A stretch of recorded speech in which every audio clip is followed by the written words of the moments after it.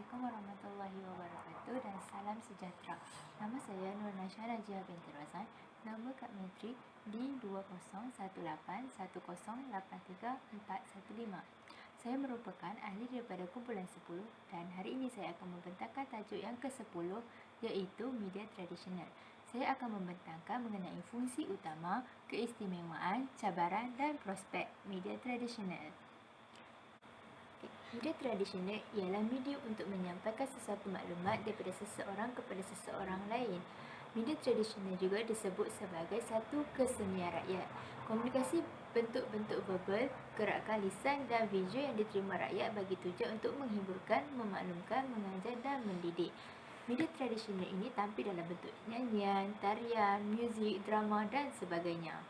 Terdapat beberapa folklor yang merangkumi media tradisional.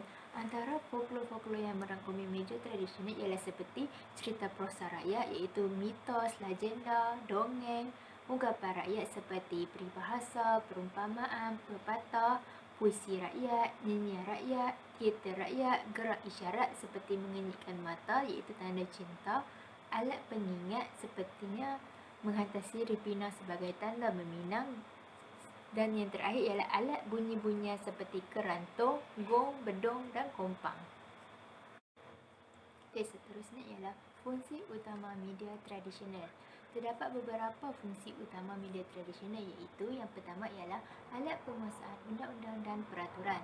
Rakyat dipersembahkan dengan pelbagai cerita dongeng supaya mereka mengetahui implikasi sesuatu peraturan yang menyalahi peraturan dan amalan hidup masyarakat. Adat mempunyai tata cara komunikasi iaitu komunikasi lisan dan bukan lisan. Yang kedua ialah sebagai alat pendidikan.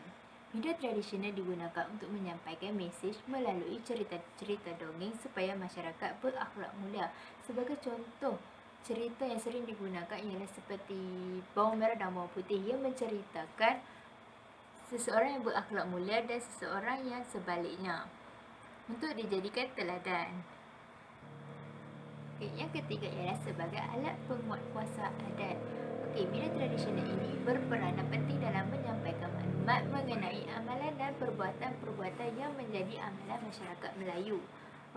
Contohnya seperti pantun, cerita-cerita rakyat, gurindam, syair dan semuanya menjadi media penyampai tentang adat, norma dan amalan masyarakat kita.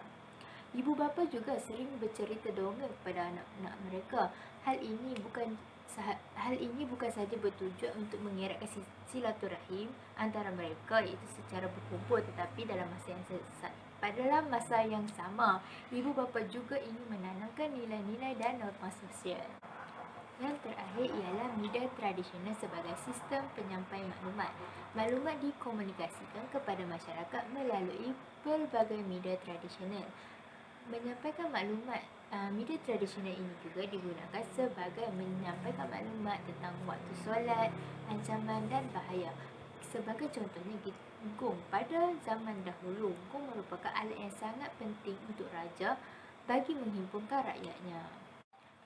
Yang seterusnya ialah keistimewaan media tradisional. Keistimewaan media tradisional ialah ia mempunyai ciri-ciri fleksibel. Hal ini dikatakan demikian kerana media tradisional boleh diubah suai dan diselarikan mengikut kehendak dan cita rasa masyarakat. Yang kedua ialah ia mempunyai jangkauan yang luas. Yang ketiga ialah ia mudah didekati oleh rakyat. Seperti yang kita tahu, kebanyakan daripada kita masih tahu tentang media tradisional ini. Yang seterusnya ialah sangat berkesan dalam menyampaikan mesej. Contohnya, kita masih menggunakan peribahasa, perumpamaan untuk menggambarkan sesuatu dan menyampaikan sesuatu mesej. Yang terakhir ialah media tradisional ini sukar difahami dan dikesan oleh masyarakat luar. Hal ini penting sekiranya kita ingin berbicarakan tentang sesuatu yang bersifat rahsia. Yang seterusnya ialah cabaran media tradisional. Seperti yang kita tahu, perkembangan penggunaan media komunikasi moden telah mengancam kedudukan media tradisional di kalangan masyarakat di negara kita. Kebanyakan daripada masyarakat di negara kita lebih gemar menggunakan teknologi moden seperti penggunaan ICT.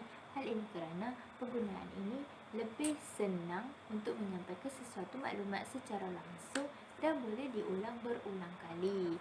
Dan seterusnya ialah ia semakin tidak mendapat perhatian dalam kalangan golongan muda. Hal ini kerana golongan tua yang kebanyakan sudah berkurangan disebabkan oleh kemudian ataupun ada segelintir orang tua yang tidak mahu menurunkan kepakaran media tradisional ini kepada golongan muda kerana mereka menganggap golongan muda tidak berminat dengan media tradisional. Dan seterusnya, sistem pendidikan di sekolah-sekolah yang kurang memberi tempat dalam mempelajari dan menghayati komunikasi tradisional. Dan seterusnya, proses modernisasi yang melanda masyarakat. Seperti yang kita tahu, ibu bapa pada hari ini lebih mementingkan pendidikan, kesihatan anak-anak mereka serta hal-hal politik, keuangan dan sebagainya sehingga merasakan medium ataupun penggunaan media tradisional ini sebagai sesuatu yang tidak penting. Okey, yang seterusnya yang terakhir ialah tokoh-tokoh intelektual dan kalangan masyarakat yang agak pesimistik terhadap penggunaan media tradisional. Yang terakhir ialah prospek media tradisional. Media tradisional Melayu telah banyak tergugat dan terancam akibat proses modernisasi. Namun, dengan semangat dan jati diri serta keinginan politik yang kuat boleh membantu dan menyelamatkan situasi tersebut.